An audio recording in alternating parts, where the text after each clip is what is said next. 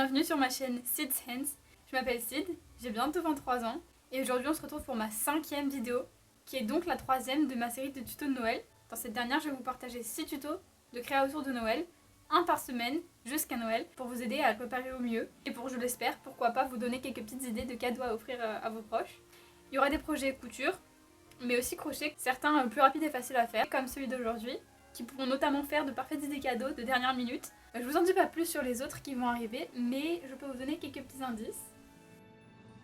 Et d'ailleurs, j'ai un petit challenge pour vous, ce serait m'aider à atteindre les 500 abonnés d'ici la fin de l'année. Voilà, ça pourrait faire mon cadeau de Noël de votre part.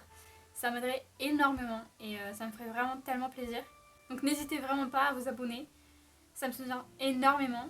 Et aussi à donner de la force à cette vidéo en la likant, en la commentant, en la partageant ou même en l'enregistrant pour plus tard. Donc merci beaucoup, vraiment, d'avance pour tous ceux qui voudront participer à ce petit défi. Et donc aujourd'hui, on va apprendre ensemble à faire ce petit flocon. C'est vraiment une créa parfaite pour décorer notre intérieur pour Noël, pour préparer Noël. Et le petit plus, c'est qu'à partir de ce simple petit flocon, il y a toute une multitude de projets qu'on peut réaliser. Déjà, on peut totalement les utiliser comme sous-verre, mais aussi comme déco de sapin en y ajoutant juste un petit lien. Ou encore, comme je vais le faire, en tant que guirlande. On peut accrocher aussi au sapin, pourquoi pas, ou évidemment là où on souhaite. Juste avant de commencer, voilà, je tenais à remercier tous ceux qui sont déjà abonnés et bienvenue à tous les nouveaux. Voilà, je me suis lancée sur YouTube il y a 2 mois à peine. Voilà, je vous partage ici un petit bout de mon monde, donc mes créas crochet et couture, et avec toujours comme fil rouge l'écologie. So let's go! Donc pour réaliser ce petit flocon, on aura besoin évidemment de laine. Je vous conseille l'acrylique parce que c'est une matière qui est vraiment super simple et sympa à utiliser, qui est parfaite pour les débutants.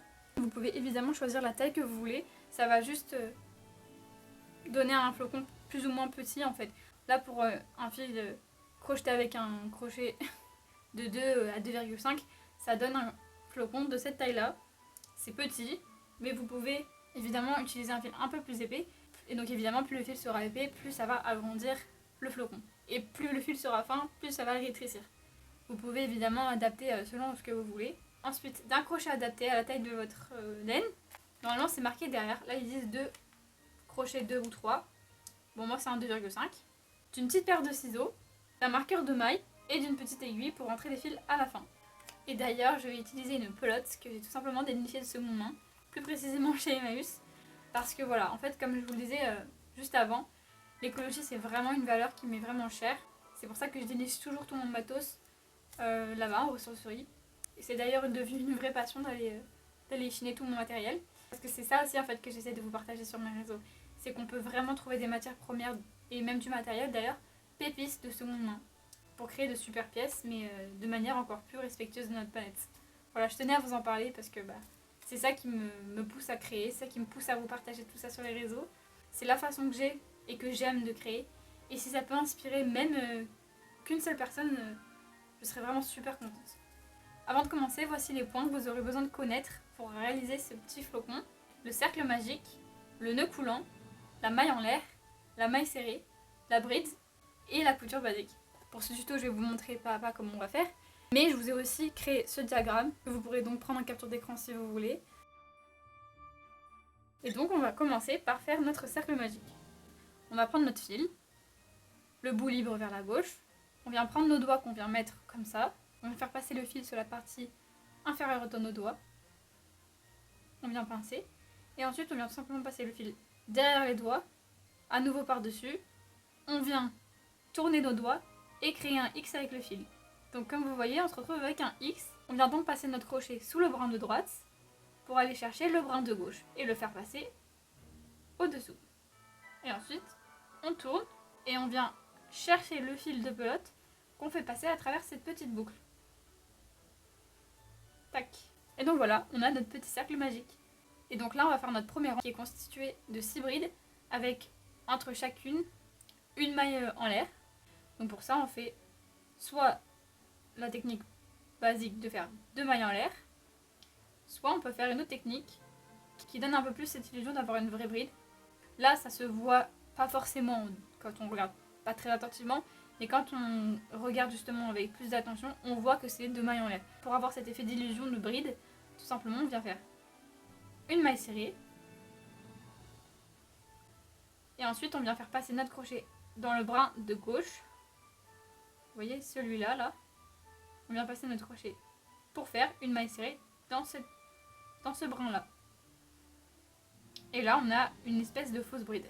Je sais pas si c'est très clair, mais après notre première bride, qui est une fausse bride du coup, on vient faire une maille en l'air pour créer l'espacement entre les brides.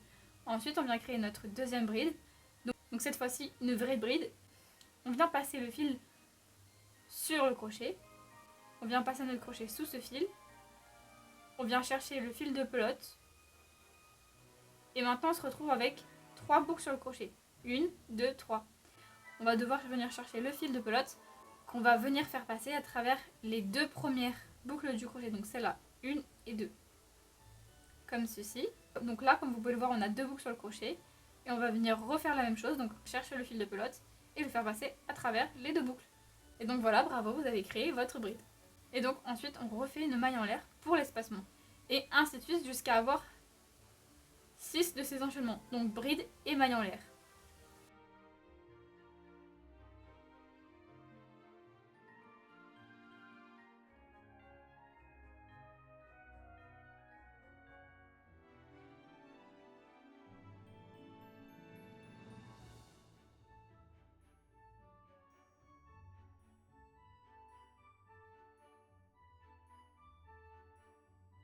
Voilà, je suis arrivée au bout de ces 6 enchaînements de bride et maille en l'air. Donc 1, 2, 3, 4, 5 et 6. Et donc ce que je vais venir faire, c'est tout simplement resserrer mon cercle magique.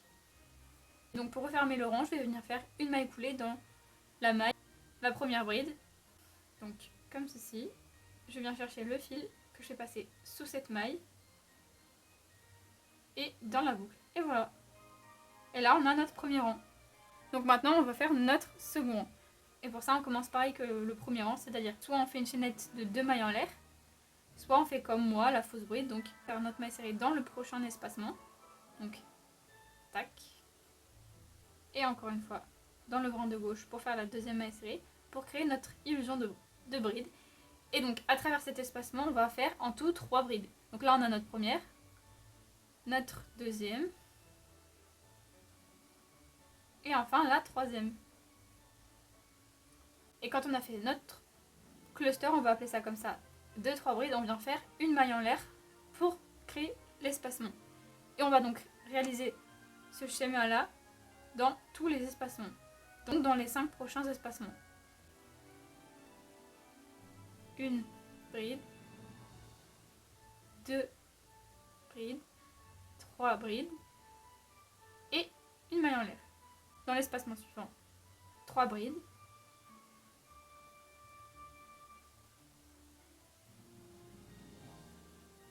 et une maille en l'air. Et ça jusqu'à arriver au bout. Donc voilà, je suis arrivée au bout de mon deuxième rang. Et donc, pour le nombre de mailles en tout, on en a 24. Au premier, on en a 12, donc 6 brides et 6 mailles en l'air pour les espacements, donc 12. Et là, on a donc 3 brides dans les 6 espacements, qui fait donc 18, plus 6 espacements, donc 24. Et quand on a fini notre rang, donc on a notre dernière maille en l'air, on vient faire comme au précédent rang, c'est-à-dire faire une maille coulée dans la première maille du deuxième rang, donc dans la première bride. Et voilà. Maintenant, pour notre troisième rang, ça va être tout simplement des chaînettes de 9 mailles en l'air. Donc, on va commencer par notre première chaînette. 1, 2, 3, 4, 5, 6, 7, 8, 9. Et qu'on vient venir souder au deuxième rang par une maille coulée dans l'espacement suivant. Et donc on va faire ça à chaque fois. On va commencer dans un espacement et on va venir faire 1, 2, 3, 4, 5, 6, 7, 8, 9 mailles en l'air qu'on va venir attacher au deuxième rang dans un espacement par une maille coulée. Et ça, ainsi de suite.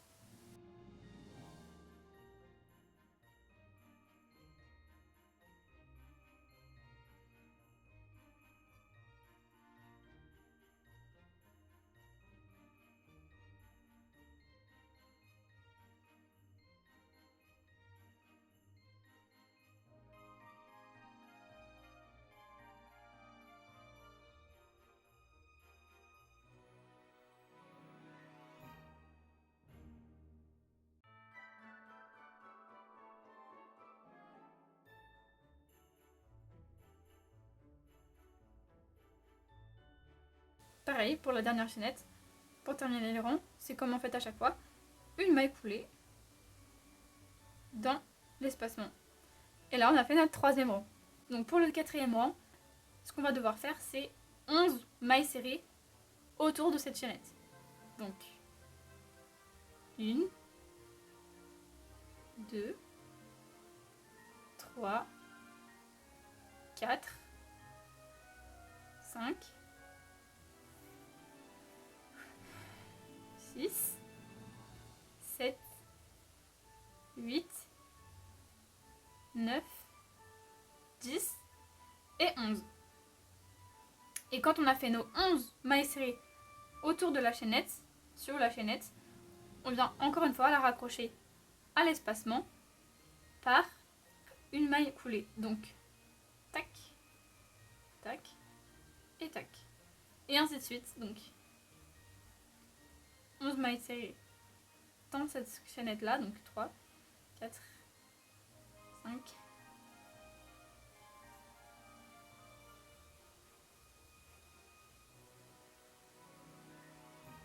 et 11.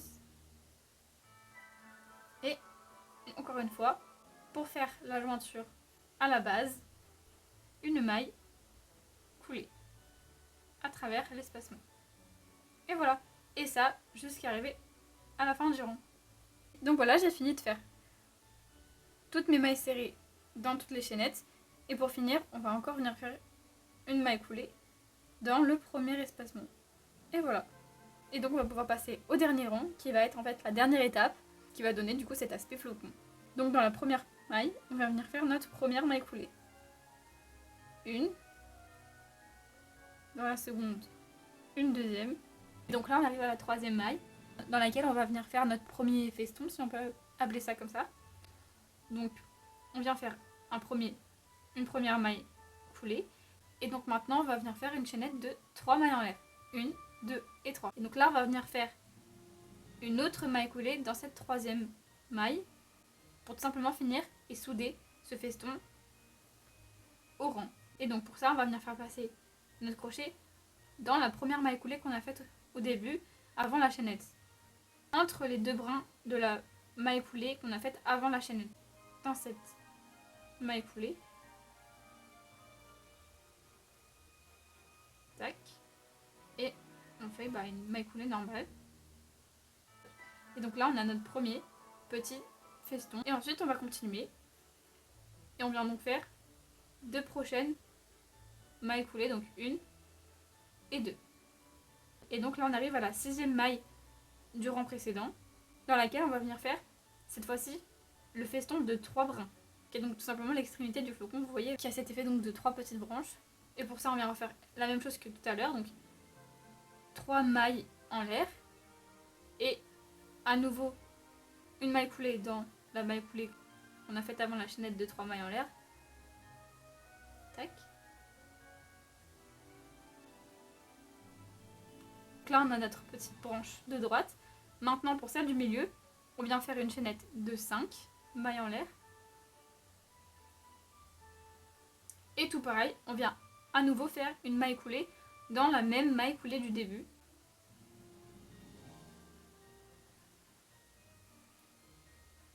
Et donc là on a notre brin du milieu.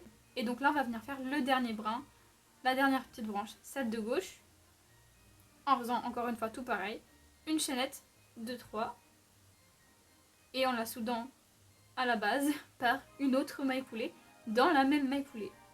Donc vous voyez le trou qui s'est formé, on va passer dedans et venir faire notre maille coulée. Voilà. Et on vient donc continuer en faisant une maille coulée dans les deux prochaines mailles, 1 et 2. Là on arrive dans la 9e maille du rang précédent et on vient faire exactement pareil. Donc maille coulée, chaînette de 3 mailles en l'air et à nouveau maille coulée dans cette même maille du début. On vient terminer par à nouveau 1 et 2 mailles coulées. Voilà. Et pour souder ça à la base, on vient faire une maille coulée dans le point entre, donc dans le 12e du rang précédent, donc celui-ci.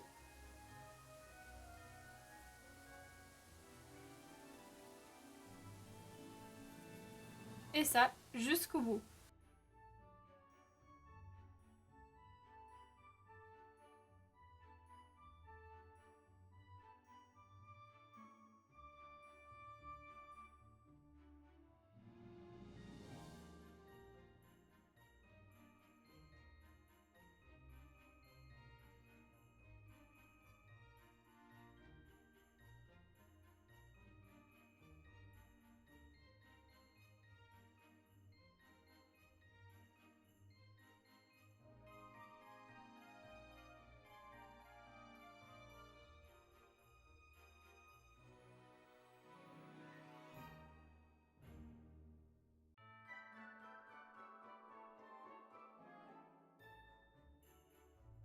Et donc voilà, j'ai fini ce dernier rond. Et on vient donc tout simplement finir par couper notre fil, en laissant une petite marge pour que ce soit plus aisé après pour le rentrer. Et ensuite, on vient juste prendre notre aiguille pour le rentrer. Puis, on vient trouver la première maille, donc celle-là. Et on vient donc resserrer. Et la refaire passer à travers la dernière maille qu'on vient de faire, histoire de passer par derrière et bien cacher notre petit fil. Et ensuite on vient retourner, essayer de trouver là où faire un petit nœud, une maille au hasard, un pic au hasard, et on vient faire un petit nœud. Et on vient donc cacher le fil dans ces petites mailles là.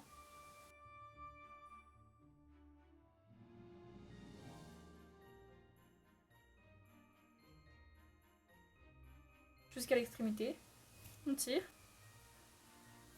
Et ensuite on peut couper. Et d'ailleurs, si vous voulez que ces flocons servent de décoration, par exemple de sapin de Noël, au lieu de couper le fil, vous pouvez tout simplement venir faire un petit lien, refaire un nœud, recacher le fil et couper pour pouvoir accrocher. Moi, je ne vais pas m'en servir de cette façon, donc je vais venir couper le fil à ras. Et donc là, il suffit de faire la finition du fil de départ. Donc là, on va tout simplement faire passer notre fil à travers toutes les petites mailles du premier rang, en tirant bien.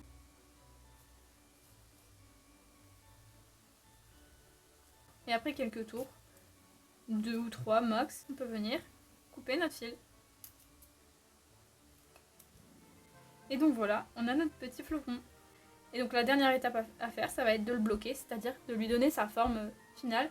Là, vous voyez, il peut être un petit peu biscornu. Voilà, ça se tourne un petit peu.